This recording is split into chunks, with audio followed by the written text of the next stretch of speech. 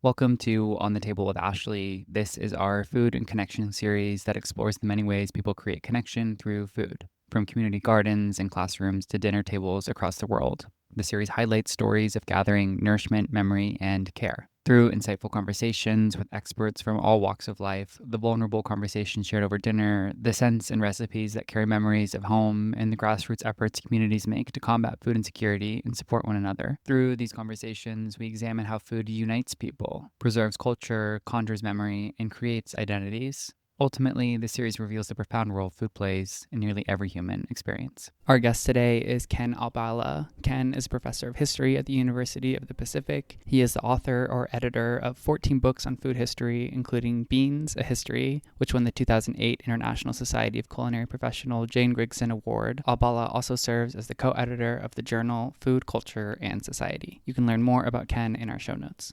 Enjoy.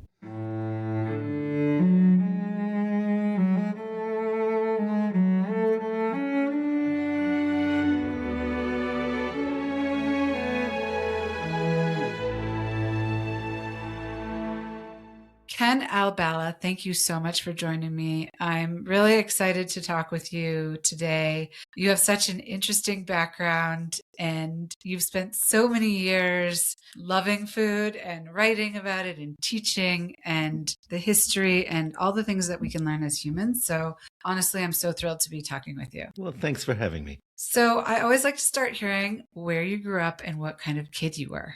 Oh, gosh, I grew up in central New Jersey by the shore, not far from where Bruce Springsteen grew up.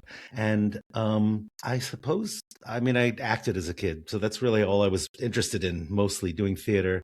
And by the time I got high school, I did every single show and even a few in college. And then just decided, boy, this is I can't make this into a profession. And decided to become an academic, which is much harder to do as a profession. Well, I'm interested to know what role food played in your childhood, because now I would say you're known as one of the most prolific modern food historians, part academic historian, part culinary anthropologist, part practical cooking evangelist. You're a professor and a writer. I believe that you've written or edited over 30 books, but you can correct me if I'm wrong. So did food have a role in your growing up, and how, when you shifted from acting, did you go into teaching, but then specifically in the area of food? Yeah, well, my family certainly, on my father's side, was very, very interested in food. My grandmother did, cooking. I don't remember her doing anything but cooking, in fact. Like, she was always in the kitchen with a cigarette dangling out of her mouth and her big jiggly arms, making as much as she possibly could to feed her very large, in every sense, family. But my mother was a terrible cook. So I actually grew up at home, eating kind of TV dinners on a tray in front of watching Gilligan's Island. And so it was sort of a reaction to my day-to-day growing up and eating by myself, really, that I thought, eating must be a social event in my household. And by the time I had kids, the only rule we had, or the only rule I imposed at least, was that we had to eat together. However we figured that out, we set aside time and I cooked every day. So that was, I'm very fortunate that I work maybe a mile north of here. So I could, I didn't have to spend a lot of time commuting and all. But I think cooking is, essential to human happiness. And, we people think of it as a chore, which I don't think it is at all. I think it's the best time to spend, is just feeding yourself well and enjoying it. Well, I know that you've talked about how you will, and we'll get into this, you cook a huge Thanksgiving feast every year for upwards of 30 people, and you also cook nice meals just for yourself. And I think most people don't do both ends of that spectrum, or maybe don't do them well. And I do think that there's this sense many people have that cooking is a chore. I actually love to cook, but I don't love all of the ancillary parts like the cleaning. Yeah. And I think sometimes that can get in the way of the emotions that people have around cooking, but not around feeding people, because I think almost everyone loves to feed people. So if your mother was not a good cook, your grandmother was, what made you decide to learn how to cook and to cook adventurously and well? I think I'm very fortunate. Well, one thing, I was put in front of the TV when I was very young, watching The Galloping Gourmet and Julia Child. And, so I was there in a high chair, watching people cook from as far as I could remember. So I think I got some level of competence from that. And by the time I was in college, my freshman year, it was dorm food and it was just terrible. And I thought, I'm not doing this. And me and my roommate got an apartment off campus, and I started cooking, really not knowing what I was doing, not following any cookbook, just saying, oh, I'll throw this in a pan and I'll do this. And so I kind of taught myself, and with the help of watching what people were doing on TV. And this was, the 80s. So it was Martin Yan and Jacques Pepin and Natalie Dupree, and people who you could just watch and learn. They were all excellent educators. I don't think I ever doubted, that I could do it. I wasn't trying to do anything fancy, and just sort of built up my skills from there and learned how to cut with a knife. And I'll tell you, if you do it every day, you gain confidence. And I think what really holds many people back is this fear that they're going to mess up and somehow fail. But so what? You'll eat tomorrow. It's not going to, if you know a few things, it's not going to be completely awful. And I have a friend now who was asked me about a gazpacho recipe, and I said, gazpacho is the simplest thing in the world. All you do is throw tomatoes into a blender and add some olive oil and some bread and some vegetables, and then you garnish it with some more vegetables. You put it in a plate, serve it cold. It's the easiest thing. There's nothing, you don't need stock, you don't need anything. It should be just tomato soup, basically. And she said, oh, I tried it and it took hours and hours. And I was like, what did you do? How could this possibly have gone in? And I thought, all right, let me film it. And I, got a camera out and just started to make it. And I literally threw all the stuff in the blender, poured it in, chopped some vegetables, but it was 1 minute and 30 seconds. And I said, how could you have spent several hours doing this? And I still don't really understand. But I think it's lack of confidence that people think something terrible is going to happen. And that's not the case. And I think, once you learn what you like, you don't have to depend on cookbooks. And actually, I blame cookbooks to a certain extent. Even though I write them, I don't use them to cook, really. I think of them as history, historical sources.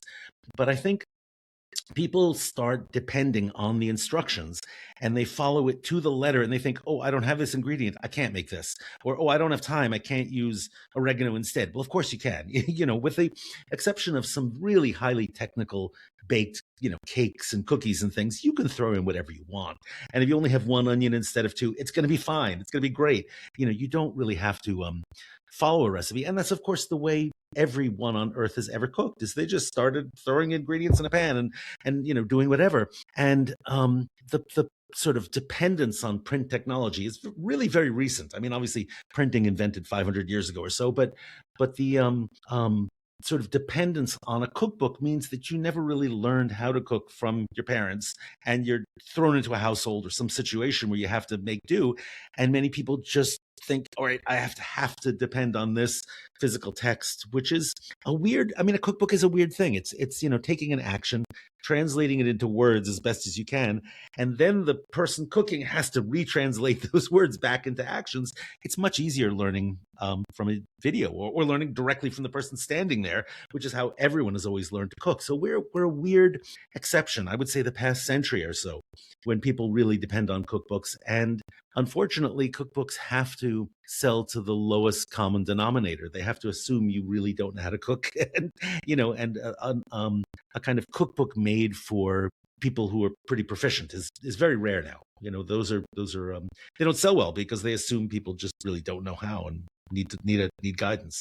But what the metaphor I like to use is if you are learning to drive and you need to get from point A to point B or somewhere else, you kind of get a spatial map in your head of where you're going, what route you're going. And if this road is closed, you go on another way, but you sort of understand physically where you are and where you're going.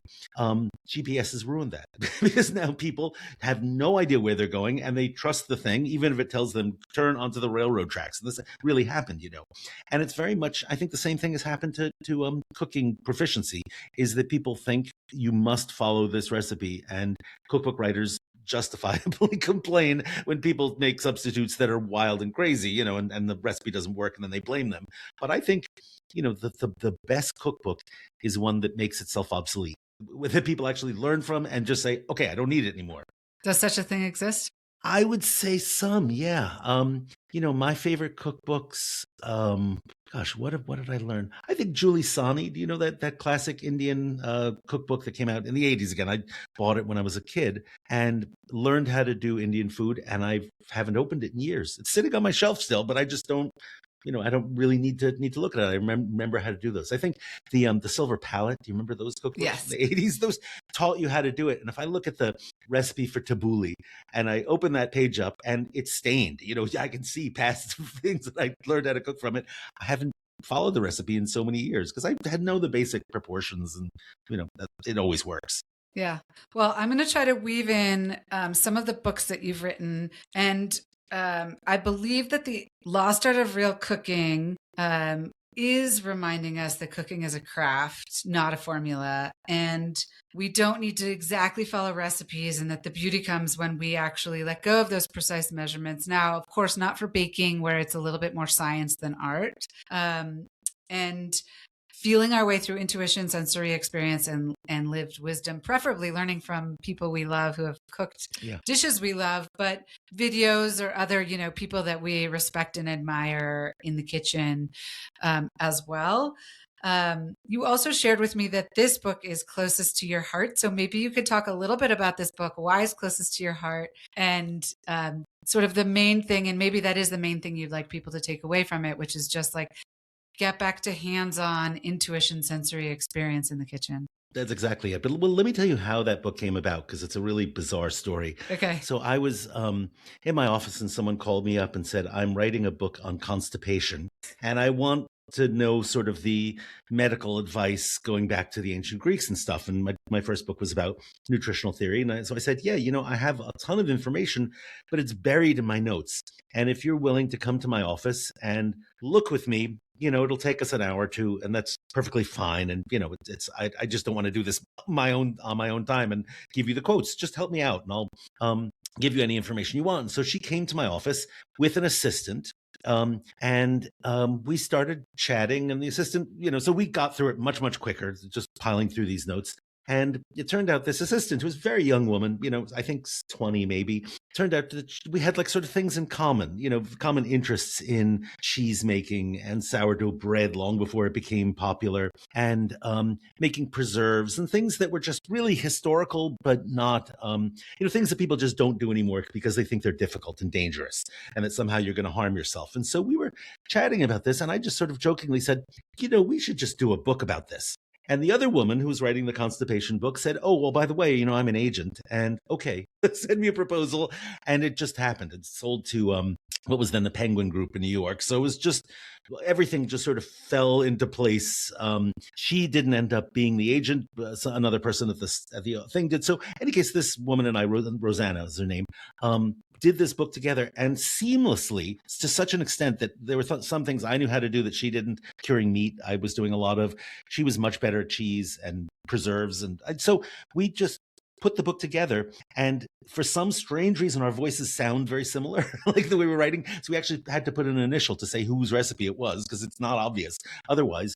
And we met once after that, and I've still only met her maybe once or twice in our lives. We don't know each other well at all, and yet we wrote 2 books together that were trade press cookbooks. But why I think it was closest to my heart is it kind of encapsulates my philosophy of cooking, is that it should be a lot of fun, that you should always be experimenting or trying something different, and if it doesn't work, so what? You'll eat tomorrow, and if it does, you've had a lot of fun sort of expressing yourself creatively, feeding other people, learning about how your ingredients and your tools work, and learning techniques that are just not done anymore. How many people make salami at home? It's really easy to do, and I think they get frightened that we have to follow scientific protocol, or we're going to get sick or something. And in fact, it's not the case. It's really simple to do. I have no equipment.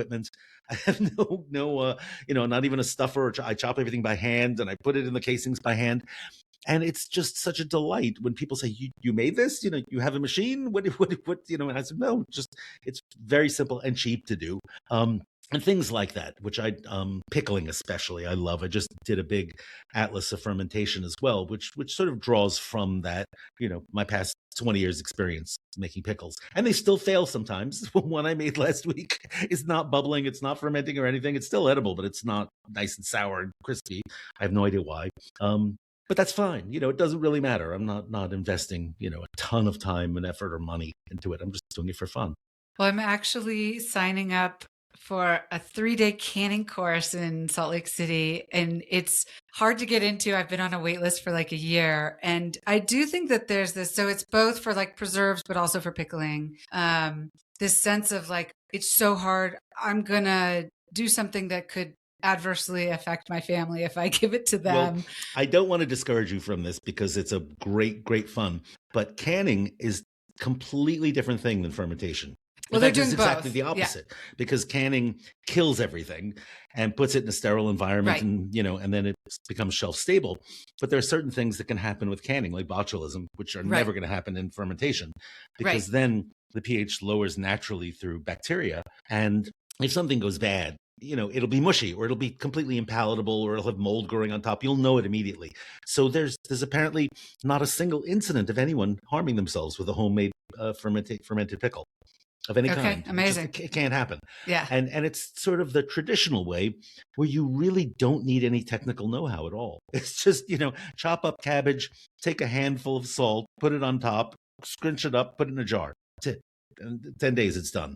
So I think that's maybe why fermentation workshops are really kind of dull, because there's nothing hard or technical about it at all. You're not even turning on the heat. Yeah. But the canning, I think, will be interesting they're going to cover tomato-based, and also fruit-based. Those are hard. They're hard to do. I mean, you have to have the acidity right in the tomatoes, and you have to have a canning, bath to boil the whole thing. And it's a little. I mean, I've done it. I love it. And in fact, if you're growing your own tomatoes, I think canning it's really the only way to do it. Make like a passata. Just grind them up, remove the skins and seeds, and put it in bottles. And everyone in Italy does that. Yeah, it's amazing. And I think I just finished a series on death rituals. And one of the things that I talked about with a number of funeral directors is we've gotten in this country so far removed from the physicality of death. Like in the beginning of our country, we were so familiar with the sights, sounds, and smells of death that in some ways it made death easier for us to process. And now it's so removed from us that it's much harder. I think the same is true with our food. So Absolutely. It's, I actually have never thought of making my own salami, but now I'm going to get your cookbook and try it. Well, not to trivialize this topic, because obviously very serious, but I think this goes for animals too. Understanding where they come from, that there's a very good way to raise them and a very bad way to raise them, which is most of what we do in the US. And the very fact that when you buy meat, it's in a little styrofoam packet. There's nothing to hint that it was ever part of an animal, and we just don't like to be reminded of that fact when you go back a century and people killed their own chickens. It was just routine. People knew how to do it and knew how to eviscerate it, and I've done a little bit of butchery and things like that, but it's physically hard. But when you do it yourself, I think you're like sort of taking responsibility for the life of the animal in a way that you, if you don't think about it and you're completely divorced from it, it just, you forget about what goes on. I agree. So to me, learning how to do some of these things, to can my own preserves or tomatoes, or it's just getting me a little bit closer to the food. And I think that there is a benefit in that, in how we eat. And, it's funny, I have a 17-year-old and a 20-year-old, and my 17-year-old is very into health right now. And so hopefully we'll come back around to people caring more about how their food is prepared, how they're preparing it, how close they're getting to it, and really understanding the nutritional value of, a jar of tomato sauce that's probably going to have a lot of sugar in it versus one that you make yourself. Yep. And I think also doing it yourself, you're not going to waste much of it. You're going to think about it more carefully because you spent the time watering it and caring for it and extending its life on the shelf and using it with care, I think becomes much more palpable when you've grown the stuff. I mean, right outside the window where I'm sitting now, there's a Meyer lemon tree that I make Moroccan pickled lemons out of. There's a grapevine to the right. So I try to make wine, and it's terrible wine often. It smells like socks some years, but it's mine. And, I like the fact that I can do it all with my hands, and a few olive trees on the other side of the fence. So I think that's, growing food, it gives you a much closer connection to nature and the world in a way that I think you can go through life and just not pay attention to things that are really very important and give happiness and are important from an environmental perspective or from just an aesthetic perspective. I out of nowhere just a couple of years ago started carving wood from trees that was and it started with that olive tree. That's what made me think of it, is one of the limbs was extending over the sidewalk. And I thought, I really have to trim this because people can't get around it. And I cut the wood and I was like, wait, and I planted these trees, by the way. And I thought, this is really beautiful. Let me try and carve something out of it. I had no idea what I was doing. I used a pocket knife, and it was terrible, terrible spoon that I started with, and just sort of slowly understood, oh, you need a hook knife. Oh, most of the work is actually done with an axe, a small axe. And then I realized people were throwing away really lovely wood all through the neighborhood, in the park across the street, on campus. So my walk to work, I pass wood all the time. Sometimes people see this crazy person with a big log on his shoulder, walking down the street. Happens all the time. And so I'm hoping to actually get a book out of this, partly about the wood, but what it's done is it's made me not only learn what species of trees are around me, but really have an appreciation for the way they grow differently, they behave differently, their life cycles are slightly different, and the way the rings inside the xylem and phloem is structured is very different in different trees, and that's just appreciating the world, in a way that I would never have done if I just said, oh, it's just scrap wood, right? Yeah. Well, I think that there's this, and we're going to get into the gathering portion because I'm really focused in this series on food and gathering. But I think there's this really important aspect of I'm a big believer, and I've always tried to teach this to my boys, like, you have to love yourself before you can love other people. So there's this sense of enriching yourself with all of these aspects. So just the intentionality, the connection to these everyday things. Like, That's we absolutely all right. eat every day. We And all honestly, walk every day. the best part about carving spoons is giving them away. Yesterday, I was at a winery of a guy who I know, the winemaker, and I brought a spoon that was made out of one of his wines, staves from his wine barrels, soaked in wine that he made. Handed it to him. It was like, what? And that was perfect. It was as much pleasure as you can get out of carving a piece of wood. Absolutely. I mean, there's so much pleasure in giving as well. Okay, let's talk a little bit about the gathering side of this equation. So your newest book, I believe the newest book, is Opulent Nosh. And that feels like it's a culmination of a long history of fascination. And we can talk about your earlier books too, but with abundance, indulgence, spectacle, and culinary excess. So food is not just sustenance, but it's also pleasure, theater, and cultural expression. And in the book, you explore how societies across time have used food to signal, whether it's status or celebration, expressing generosity or building ritual. Can you talk about the book and what you want readers to take away from it? Yeah, I think it was actually much simpler than you made out. But Okay. it's so this was a pandemic book, as happened to most people who are writers. We're stuck at home, and what did we do? We wrote. And I conceived of this as a breakfast book. And I thought, Okay. breakfast is the one meal I actually eat myself every morning, by myself, cook for myself, and I can do whatever I want. I've cooked for years and years with people who had this aversion or this allergy, or my wife doesn't eat meat. So it's just kind of, breakfast is the time I can just play and have fun. And I thought this would make a fun book. I posted stuff on social media and whatever. And every agent I spoke to said, breakfast? No one's interested in breakfast. No one eats breakfast. And if they do, they eat the same thing every day. And I'm like, really? I can't be. And, talk about rejection after rejection after rejection. So I said, okay, this is not going to sell.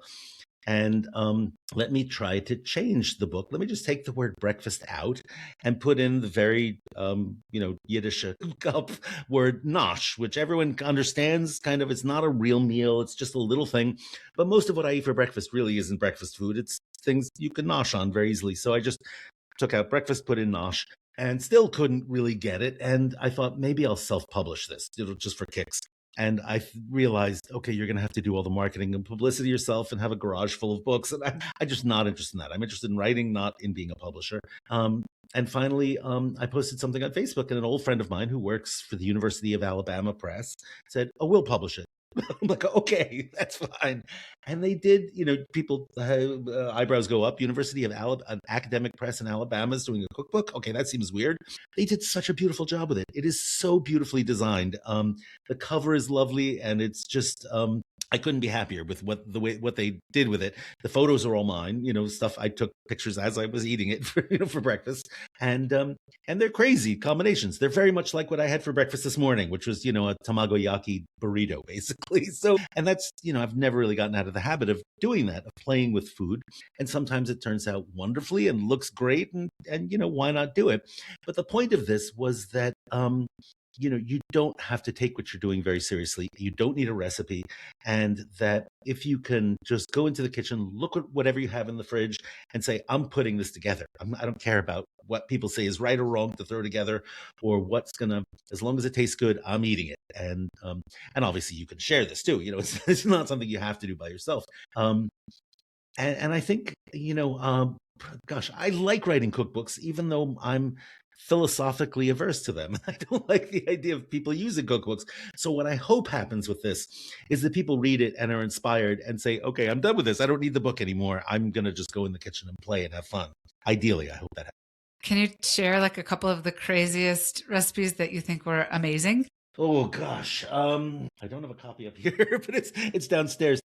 There were a few that were really strange. I don't think I put in anything that was really totally outlandish. The project that was completely outlandish is the one right before that, which was a book on gelatin. Okay. And there, it was literally social media that pushed me into doing this. It was a dare, basically. Someone said, go and look at this Facebook group called Show Me Your Aspects. And I was like, no, I'm not doing that. I thought exactly what you're thinking now. And I ended up looking and thinking, this is crazy. People are making not retro, dreadful Jell-O salads from the 50s. People are really rethinking what Jell-O means. And I said, let me try it. Let me just make a Jell-O. And I remember doing one that was ouzo, Greek liquor. Feta cheese and pita and chickpeas and things, and I put them together exactly the way you would eat them otherwise, but in the form of a Jell-O. And it just came out this sort of shining orb, and people really liked it. And I said, okay, I'm going to do another, and then another, and eventually they started calling me the Jiggle Daddy. So I just embraced that and said, all right, that's fine. And used to get thousands of hits of likes on Facebook, which is really bizarre. There's no way I can do that now. And I thought, okay, I just have to get a book out of this. And again, very unlikely, bizarre publisher, University of Illinois Press did it, and it's nice looking. I did all the shots in that one also, and I think I put a lot of really, really strange things together. The one that got, I think, the most, well, there was an octopus, a whole baby octopus set into some kind of liquor Jell-O. But the one that people really liked for some strange reason was a slice of home-cured bacon, a really ripe tomato, a piece of lettuce, and set into a triangle of a martini set in Jell-O. So it was a BLT and a martini lunch, put into one. So you picked it up and bit into it, and it was crunchy and savory, and it got you tipsy. So every single thing in that book was also booze laden. So that was fun experimenting. Doing the research was great fun. But I would say that was the strangest experience that I've done in the kitchen. And people expect that of me now. They assume that I'm going to. You have to live up to it. Serve something really, really bizarre. Although I have to say the project which I just finished is a video series for the Great Courses on forgotten foods. And I thought, all right, if I'm going to write about this stuff, I really need to know firsthand what I'm talking about. I need to taste these things. I can't just say, oh, this is interesting. I have no idea what it is, but you have to go. So I'd eaten a lot of things, a few of which I regret. This past Thanksgiving, I served possum. And I thought, come on, people have eaten possum. How bad can it be? And like a dope, I did not follow their directions. They all said, boil it to death, boil it for hours and hours and hours. And I thought, oh, this is a young possum. It was little. I bought it online, actually. Well, I suppose I could have picked one up off the street here. But I just said, let me marinate it, and I'll put it on the barbecue, and I'll cook it well, and it'll be like chicken, right? No, not at all. It was really dreadful. I mean, it was greasy and rank, and just was not a pleasant flavor at all. So Anyways, we forgot that one for a reason. we did. That's exactly exactly what I learned. What's a forgotten food that should come back? Gosh, there are a lot. The one that I'm sort of on a kick about right now is millet. Sits in our bird feeder. There's no good reason we don't eat it. It's tasty. It's really drought resistant. You know, doesn't have glutens in it, and it's really healthy and environmentally sound. And I have no idea why we don't eat millet every day instead of rice or corn or things that, I guess, because we don't grow it in the U.S. and it's not marketed well. Interesting. Okay. Can you talk about, and this book I think you edited, you didn't write, At the Table, Food and Family Around the World, analyzing the different ways that families eat around the table and how patterns reveal cultural values. But I think at the end of the day, it's usually about the same things: connection, continuity. Are there some examples from that book that would be interesting to learn from? Sure. My apprehension going into that project was that the family dinner was falling apart, and there are people who argue that the way we learn to not just socialize, but even our political comportments, the way we interact with other people, and comes basically from kids sitting at the table with their family and saying, "How was your day? Oh, I did this today and I did that," and interacting at a place where it's neutral field. No one has to win the argument. It's perfectly okay to disagree and get through. And this who is it, Janet Flaming, I think, did a book that was she's a political scientist, exactly about that somehow our lack of political comportment and our rudeness to each other politically stems from the fact that people just don't eat together anymore, and we grab something here and rush off there, and whatever. And I would extend that to health, and I kind of wanted to know, is this a pattern that really happens around the world? Who's doing the cooking, where they and the shopping, who's cleaning up, does the whole family participate, do they do it regularly, what do they eat? And it was more of a kind of I don't know, an ethnographic survey, and I wanted to have a family in each place that I chose. I don't know, this maybe a couple of dozen around the world, and I said, you write this. You write your family story, and I will put it together, and send me some pictures of what you're doing, and I'll put it together as an ethnography, let's say, just to document how the family meal has changed or disappeared, or what's happening at that particular juncture. And so it was kind of really surprising. There were weird results.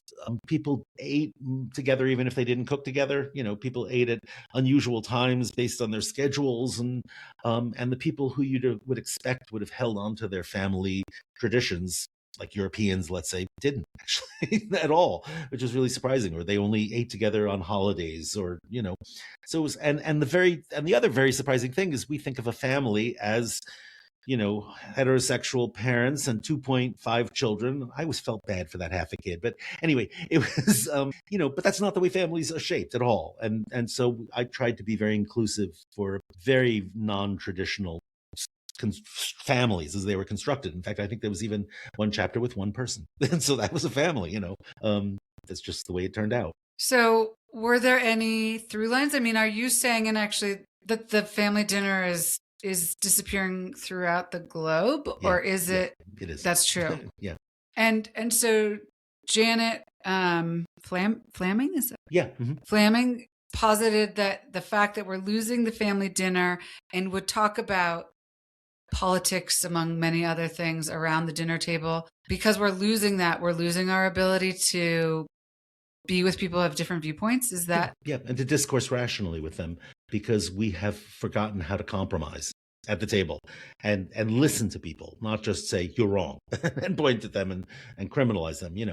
From both sides. It's not one group or another. It's everyone has really forgotten political discourse, which, I mean, it's anecdotal. There's no way to prove there's a direct connection, but they rise together, very, very clearly. Well, it's so fascinating, because one of the main reasons that I do this podcast and have my brand is that I think we need more human connection, and we need more curiosity and less judgment. We need to remember how to disagree with kindness, and it's not that hard. That's right. I agree with you. But we still do family dinners in our house, and I grew up doing them as well. So that's pretty fascinating. What else did you learn in doing the research for this book? Well, basically that the food industry kind of intends to get people to stop cooking, like convenience foods and takeout and things that would, intentionally de-skill you. They're intended to say, I mean, like I sort of had a whole slew of questions. People could answer them or not if they weren't relevant. But I wanted to know, does anyone like make stock at home? Like just take scraps from vegetables and bones and everything they use, put it in the freezer or keep it somewhere, and then make a batch of stock every month that you can make soup out of or flavor your rice or do whatever you want. And that's something that I think routinely a century ago people used to do, just in the interest of thrift or taste, just because it tastes better. And almost no one does it anymore. It's just because you can buy. In some places, it just amazing. In Africa, they use Maggie cubes. Bouillon cubes are now traditional there. Weirdly enough, and Nestle just said we're going to sell this shit to them, and they're going to eat it. And so they forgot how to make things like iru, which is a bean. It's a tree with a bean pod on it, Parkia big globosa, and it's fermented into this very pungent, aromatic condiment that you cook with. But the effect is basically the same as if you throw a Maggie cube in, and now everyone uses the cube because why would I do this at home? And it's like people would make this locally. Women would almost always women would do it, and they'd sell it to their neighbors and at the market and have a job and have an income. And and it was, and someone went in there and said, oh well, we really need to monetize this, and so we're going to take this technique away from you, put it in a laboratory, make sure we isolate the bacteria that will produce this stuff, and then we'll sell it. And lo and behold, you can go on Amazon and buy a bottle of Iru now, which is good, but like, are the women who traditionally made it still doing it? Is it still in the setting of that community? Is it, is it going to displace Maggie cubes? Absolutely not. So things like that. That's just an example. And that actually isn't in that book. That's in the fermentation atlas that I just did, but it's the one that's closest to mind. But there's dozens upon dozens of things like that people used to do. And I think ultimately, if I were to ask someone, well, why don't you do this anymore? And they'll say, well, I don't have the time. Even if they know how to do it, they'll say time. It's all a matter of time. And it makes me think that we have gone really, really wrong in budgeting our workday in the way that we're expected to work, not just 9 to 5 and commuting and getting the kids to soccer practice and doing this and that. It's just that our lives are packed with things in such a way, and it's mostly work, that I think we should have a maximum work hour, and that people should not be allowed to work after 40 hours or something. That the time should be spent with other people, and cultivating your own personal interests and things. And sometimes someone will ask me, oh, you probably don't sleep, do you? Or how do you get all these things done? And I tell them, well, first of all, I never work at night. I'm home by 5, if not before, and I never work on weekends, anything under any circumstances. I just refuse to do it. And I spend time walking and carving and making pots and cooking a lot. And I think that's sort of something people should be allowed to cultivate through their lives in the way that our American capitalist work schedule, demands you to put in more time. I think that's the problem behind everything. I think really is just a too busy workday. If people had the time to make stock, of course they'd do it. It's easy. You just throw stuff in a pot and you let it boil. It's not difficult at all. I know that in the United States, we are extremely work focused and many of us work too many hours, but I don't believe that's true all over the world. And your book covered families all over the world. So if they weren't in Africa, if they're no longer making this, whatever it was, Iru, yeah. Iru, and in other countries, they're no longer following these traditions that maybe take more time.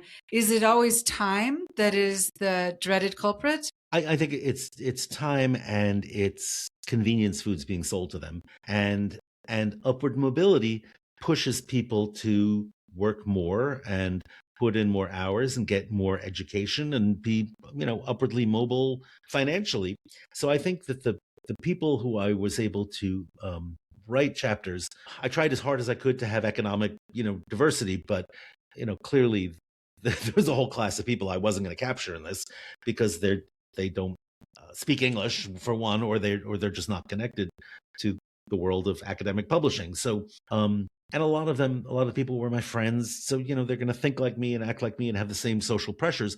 But I think in general, I think I got no statistical sample. I mean, this is totally random, sample of people. But for a particular class of people, they are cooking less and less and eating together less, and submitting to the interests of stockholders.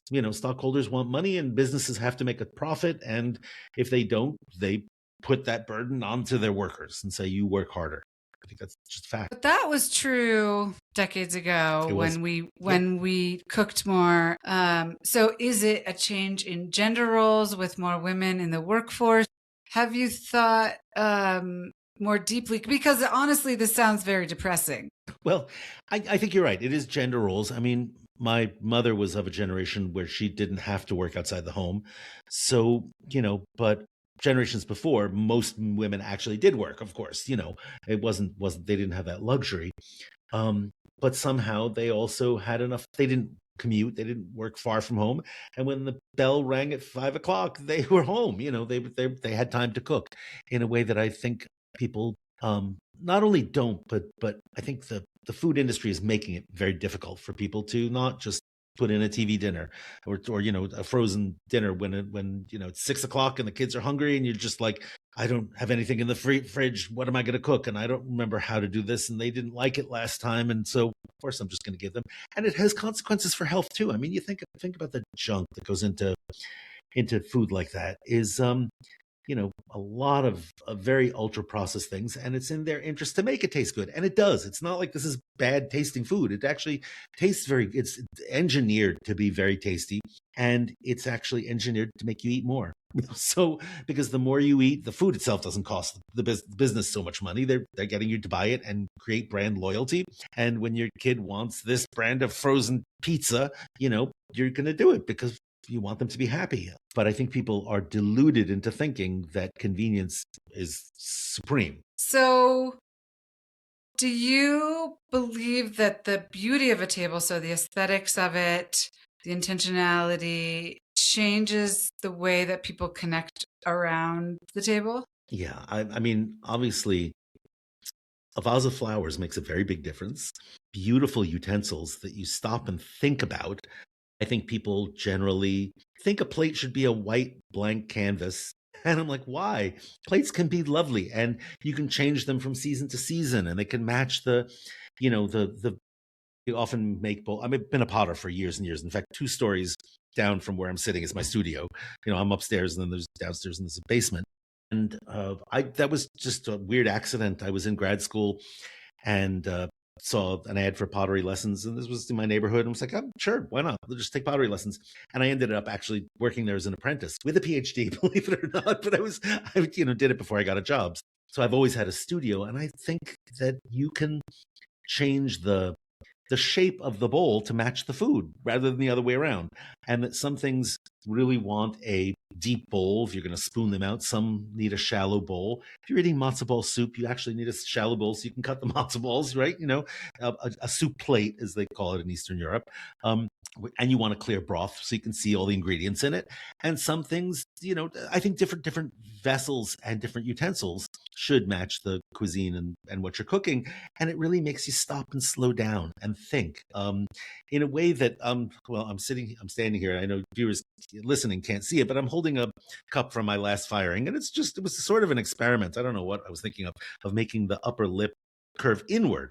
And I thought maybe it's going to make you dribble or anything. It's not. It actually works better than one that goes straight up, because if one straight up tilts a little, it spills. This doesn't. It's kind of like a safety lip. I don't know.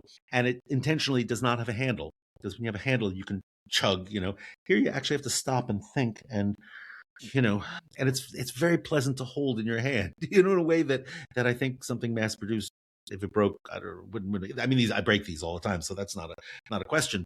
But I don't know, when you can feel that someone has had their hands on something to make it, makes it far more pleasurable. And why should the food you eat and the utensils you use, and everything around you should be beautiful. I mean, it's a craft aesthetic that goes back to William Morris, if not, much further, is that, you know, cheap mass produced things are just that, and they're made to go in the trash.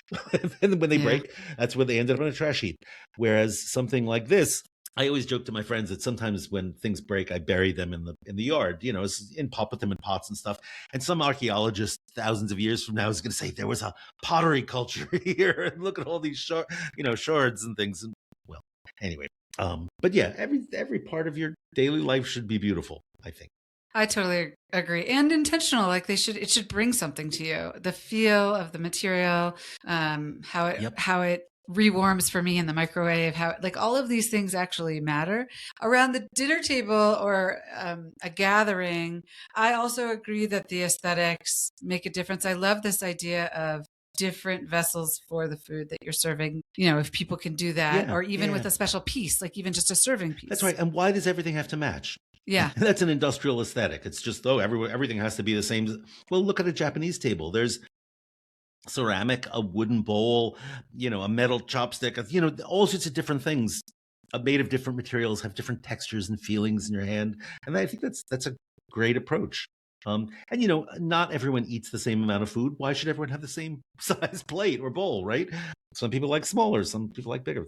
That's fine. And I wonder if there are things you can do. I do think there are some things you can do to try to make a special dinner stand out. And I think we do try to do those. But my mother set a beautiful table. She was an amazing hostess, a very good cook. And my memories are more around, I would say, like rituals. So either like the Jewish holidays where she would cook, and my stepdad is also a very good cook, very specific. Like you can have an argument about matzo balls. Like, do you like firm matzo balls? Do you like not so firm matzo balls? They've got to be in between. They've got to be in between, right? I remember these things. Maybe it's because every year we had them. Or like a favorite birthday cake she would make. She made this ice cream birthday cake with Heath bars on top. Anyway, these specific things that were ritualized. Mm-hmm. And so even though she cooked many, many things, the things I remember the most are the more ritualized ones. I don't know if that's the same for you. Yeah, absolutely. I mean, Thanksgiving I do every year, and it has to be the same. It has to be a traditional. Even if I cook a possum, I'm cooking the regular Thanksgiving also for everyone. And there's things that I don't particularly like, but I have to make them. The string bean casserole, which came off the back of a Campbell's soup can. Ultimately, you can't have Thanksgiving without it. And sweet potatoes. And anyway, yeah, it's absolutely right. A ritual. We still do Passover every year, and it's just the same exact meal, but that's good. So let's talk about your Thanksgiving for a second. So you said you often have upwards of 30 people for Thanksgiving, and you do all of the cooking. Well, it depends. Sometimes a good friend of mine will come and we'll play in the kitchen all day, which is it gets the cooking done. But yeah, it's all made right in my house right then, and I don't let people bring anything unless there's a specific pie they must have, and I'm not going to cook it. And wine, I say bring wine. But otherwise, yeah, I've got it down to a kind of science. So I know when the turkey needs to go in, and I make the stuffing first and let that. So yeah, I mean, I can do it in my sleep basically. And you enjoy it. It's so much fun. It's the best day, and I'm usually, you start out with a boulevardier, which is bourbon and Campari, and and by the time Thanksgiving rolls around, doesn't matter what happens. It's all fun and good. I think we know what we have to get back to, but is there anything that we can pull through history and all of the books you've written and all of the periods that you've studied with food? Well, I think you have actually hit on something vital, not just about our species, but actually all living creatures, is that food is actually a mode of communication. That when we choose food and the way we cook it and present it and share it is we're trying to tell other people something.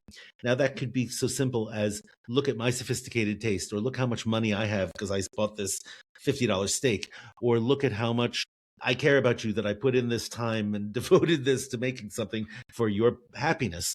And sometimes it's a much more complicated message. It could be a political statement if you're in that kind of space, but it is usually laden with class prejudices and preferences. It's laden with culture. The whole baggage of your cultural background comes out on a plate. If you are serving fried chicken, it means something to one person. It means something very different if you're African American background, when, chicken legs were a way a family supported themselves and became stereotyped. And there are people I know who won't eat that in public because they don't want to support the stereotype. So it really depends on who you are and the situation and who the audience is and how much you're performing your personality and background and race and ethnicity and everything else and class. But I think people make the mistake of thinking their food is neutral. It's not. It's always saying something. And of course, the best meals are those where clearly the person has taken the time and effort to make you happy. Briette Savarin, who is the most quoted, food writer, early 19th century, late 18th, early 19th century French author. What everyone misquotes, they say, "Oh, you are what you eat." That's not him. It was tell me what a person eats and I will tell you what they are, which is a much more interesting kind of thing. Right. Well, I love Ina Garten, and one of her quotes is, and I'm not going to get this exactly right, but I hope you know that when I invite you to dinner, I'm saying I love you. And that, I think, is, sort of the flip side of that. She's genuine. She really is. People think this is some gimmick or whatever. I've met her once and she was just the most delightful person, and she's only like 4 feet tall, which you would never know. I tower over her and I'm only 5'6", and I'm going, oh my gosh, you're so teeny. It is it is really a gift to invite people into your home and to feed them. And the other thing that I like to say, and I have 5 questions that I like to ask at the end of every episode, so I will ask you this too, but sure. Is that the most important thing is to be present. So the food is actually, I don't think, the most important thing of a successful gathering. I think the most important thing is to be present and to show that you really want these people in your home. So let me add to that, because the advice that I give to my students was given to me by my freshman astronomy professor as an undergrad. And at the time I thought about it, and maybe I take it to heart every time I say it more. But he said, the key to happiness and success is be where you are and do what you're doing. Like, don't be thinking about your game later or worrying about something you did in the past. Living in the present, which is exactly what you said, it's really not easy to do. I mean, you're always anticipating or, whatever it is. But if you can live in the moment, you get much more out of life at every point and become more amenable to other people too. I think that's, it's hard to connect to someone when they're worrying about the exam they have tomorrow. Agreed. Okay, well, before we get to the last the 5 questions that I have, is there anything that we haven't talked about? Any of the books you've written that you want to talk about? I know you also love your first book. Yeah. They're all such completely different children. My first book was, I wrote as a dissertation to start with, and I didn't really realize the incredible luxury you have in graduate school of not having department meetings and, all sorts of other life stuff happening. I just focused for 3 years, literally sat down in a library in New York and read these books and churned that thing out. And I didn't realize I would never have the opportunity to do that again. Just in terms of focus. My Latin was much better. I look back at that and go, how the hell did you do that? Like, really do that? Took notes by hand. I didn't know how to type. I didn't have a computer even. So that's, and I think it served in a certain sense. I actually had to sit down and read about 100 books in half a dozen languages, took notes by hand. And that meant that coming out of it, I knew that material so well that if I actually could use a search engine or heaven forfend AI, it would have been a really crappy book and been completely forgettable. And I would not have known the topic very well. And I have to say, the last book that I did on fermentation was written very quickly, in 6 months or so. It was commissioned. I did it for a design company, Atlas of Fermentation. And I finished writing it about a year ago, and it's finally in print. I could show it to you. It's right over there. And I don't really even remember what's in it. It's just that, and maybe that's age. I have no idea, but I don't know that topic really well because I was writing quickly, getting the information I could and just spitting it out, not even really taking notes. I just wrote every day. I don't like to write that way. That's why I'm not. I don't adore that book so much. And I know you're not supposed to say that about your own children, but it was, I did it because it was money, I guess, and I like the topic a lot. But my first book was really, I adored writing. I really liked doing the book on beans. I had a sabbatical, and I thought I'm just going to have fun with this, and did most of the research at home, so it was, on a computer, but also wrote it very quickly in a semester. And I just had a ball writing it. And I think it was the point where my writing was the most, on point. Because it's really hard to, academic writing is one thing and it doesn't appeal to most people, and popular writing doesn't have the same rigor. I think I just hit it right down the middle on that book, and perhaps not in others. I'm going to try to sum up and you correct me or update. So the more we can get back to closer to the food that we're consuming, whether it's animals, fruits, plants, whatever, we will have more meaning in our food. It'll be healthier food. And maybe even when we're sharing it with others, we will feel like we're giving more of a gift to them. And sitting around the table together, we need to get back to doing it more, not only because it's very enjoyable, but also so that we can relearn how to disagree with kindness. Yeah. And I know, people say, following, I think, paraphrasing Hippocrates, that you should just eat to live, not live to eat. But I think that's wrong. I think you should live to eat. It's the one thing that everyone has to do, and we have to do it on a regular basis. I guess everyone needs to sleep, but not everyone. But it's a basic biological necessity. So to say that this is unimportant, or I'm just going to do whatever, let's get it over with as quickly as possible, I think you're missing out on what it means to be human, really.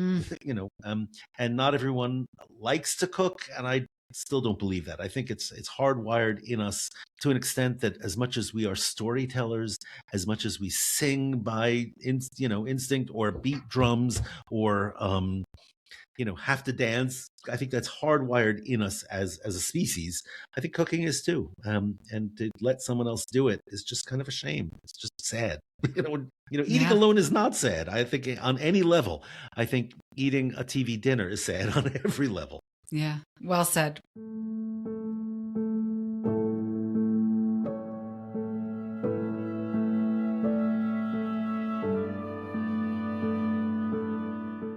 Okay, let's jump into my 5 questions. The first is, as we explore in my brand, Amatand, which is French for to take care of your soul. Because again, I think you have to start taking care of yourself before you can take care of others. Objects can hold a lot of meaning for us. They can tie us to the past, enable us to be more present, which you so eloquently talked about, sometimes even take us into the future. Can you share an object from your life, whether you still have it or not, that holds a lot of meaning for you, and tell us why? Oh, so years ago, I was in Cambridge in England at a folk festival, which was one of the strangest things, because I went with a friend, and we didn't really have enough money to stay anywhere. So we just went. I think we had enough for a few pints of beer or whatever. And we slept in a churchyard one night. It was just totally bizarre. And so I had a pound left. And at that point, a pound was a pint. You could buy a pint for one pound. And I thought, I'm just going to spend this on something ridiculous. And it was a little sheep, this little fluffy sheep made of wool. Very cute. And it was in one of those 19th century, vases that's a bell, a glass bell. So is that sheep special for you because it brings you back to that time? Yeah, exactly. Okay. And it's just this little cuddly thing, which has been in my office since I got the job in 1984, and never took it out of there. I never touched it again, in that time. And then just, bring it home, made me remember how nice it was. Amazing. Can you share a favorite tradition? It could be your Thanksgiving, but it could be something from when you were a child, something that you do with your family today. It could revolve around a recipe or someplace you go, anything at all. A tradition. I don't know. I suppose I would say it's got to be New Year's. I mean, I live in a neighborhood that all had boys at the same time, and they all grew up together, and they're all, upper 30s. upper 20s now, but each of us did a different kind of party. So next door was always St. Patrick's Day. That direction was always Christmas. So it was moving. We were at different people's houses throughout the year, and for some reason we always did the New Year's Eve party, which was always hors d'oeuvres, like little nibbly things, which I just got to play with and to have fun and serve whatever struck my fancy. And if people didn't eat that, so I would say that's like one of my favorite traditions is cooking any strange thing that pops up into my head for fun. So I did one year. I bought a lot of little containers, little plastic Asian soup spoons and little paper containers like you get in a Chinese takeout restaurant and everything. And everything was in these vessels. And I still have all of them, in fact. And that was fun. Like it was just sort of like a poo-poo platter, kind of thing, but enormous. Do you still do this, the New Year's Eve? I still do New Year's Eve. Yeah, definitely. Well, that sounds amazing. I'm sure everybody wants an invite. Are you in a phase, I think I know the answer to this, where you, in your life, where you enjoy entertaining in your home? Why or why not? Yes. Just because I like entertaining, period. And if anyone's going to come to my house, they're welcome. And if we can cook together and eat together, yeah, always. So for many of us, we kind of have seasons where we enjoy it. We enjoy it less, maybe because life is busier, but I suspect you have always enjoyed it. Well, I have always enjoyed it. And I've been told by people that, once you get older and the kids are out of the house, you stop having interest in cooking. And it's exactly the opposite for me. I'm cooking more now. And I anticipate when I retire, I'm going to be cooking even more. I'll spend all day cooking. In fact, I think that's what I'm going to do today. The semester's over. I have projects and things that I need to do, but nothing that's like immediate, right? I don't know. I've got 5 or 6 hours. What can I make today that'll be really fun? I may start a bread. A friend lent me a little bit of sourdough. I just, for some reason, I haven't had a starter going lately. So I might do that. But I don't know. I've got I have this yen to do puff pastry. Don't ask me why. It's really difficult. It takes forever. Just because of the lamination. And I've done sort of rough puff, pastry. I'm not really a seasoned baker, but that's why the challenge is really interesting. Like to make a cake and not follow directions, basically, is a fun challenge for me. And for some reason, my wife and I also started watching old Great British Bake Off things. So that's kind of inspired me to make things that I didn't even know what they were, let alone, I made a ganache a couple of weeks ago, and I thought, how hard can this be? It wasn't hard at all. And rolled them up into like truffles and put powdered cocoa powder on the outside. Man, those were great. They were just like, that's as good. I mean, how bad can it be? Chocolate and cream, basically, sugar. Sounds like a good addition to the New Year's party for this year. Yeah, it could do. Yeah. Okay. So when we talked before, you were in your office and you had books literally every which way, all around you. It was the most beautiful office. I love books. So can you share a couple of top resources? They could be books, websites, courses, podcasts, anything. A lot of times people just recommend their favorite books that don't have to be related to your profession, because a lot of people who listen are readers. There are a lot of like really interesting historic cookbooks that have changed the way I think about cooking. Ptolemy Scapi is one of those. It's 1570. There's an English translation of it too, called Opera, which just means works. And it is one of those rare cookbooks that actually teaches you how to cook. It's like Julia Child in that respect, is that it'll give you different options. It says if you don't have this, use that. It's also the first place recipes for turkey showed up anywhere in the world. And there's one recipe for veal. It's kind of like a scallopini, it's rolled up and it has cheese in it and stuff. And I cook this with students using turkey as the other option. And it's got saffron and lemon, sour orange juice and cheese rolled in turkey and braised. This is so damn good. So I love that book. And I would say if anyone wants to dive into historic cooking, get a book like that. Francisco Martinez Montino's Arte de Cocina just was translated last year also. A Spanish 17th century book, which is magnificent. But if you want a kind of introduction to food history in general as a secondary source, is the class that I teach, here, just on video, and you can buy it anywhere. Okay, great. Last question. What do you do for yourself? Maybe it's cooking. Do you have a practice, a focus, a habit, or daily routine that contributes to your success or well-being? Yeah, so surprisingly, it's walking. I got in this habit I've been walking my whole life, but never actually tracking my steps. I do that now. And I would say, I live maybe a mile and a half from work, but I walk such that I spend 2 hours getting to work and about a half an hour getting back. But it's great because I can listen to podcasts. So I'll listen to yours, and I'm a real podcast junkie. And usually every summer before the Oxford Symposium, I usually spend a week walking 100 miles in 1 week, which is it's not as hard as it sounds. It's 14 miles a day. But, I did the South Downs last summer, which was just beautiful countryside and hills and overlooking the ocean. It was just magnificent. Amazing. I love it. Thank you so much, Ken. It's been so wonderful talking with you. You too. And I've learned a lot about what we need to get back to. And hopefully other people will get back there too. Okay. What are you cooking tonight? I'm making lamb, like Mediterranean lamb bowls. Ooh, that's great. So with tzatziki and tomato and all of those things. Lovely. Yeah, sounds great. So, and you're going to have bread and, well, the bread won't be done. So what are you having? Probably no. I would have to cook it tomorrow morning. I have leftover tri-tip. Obviously, I'm going to need to think of doing something with that. That might go nicely in a pie, or maybe put those in tacos, like a fajita kind of thing. Yeah. I don't know. I'll figure something out. Petit. Thank you. On the Table with Ashley is presented by Amatond, an elevated, everyday, luxury home and tableware brand with products designed to cultivate connection. You can learn more about Amatond at amatendre.com or on Instagram at Amatond. By subscribing to our newsletter on the Amatond website, you'll receive updates on new episodes as well as promotions relating to Amatond and Amatond's products. Send us an email at reachoutanytime@amatond.com if you have ideas for guests or series ideas you'd like to pass along. Thanks for listening.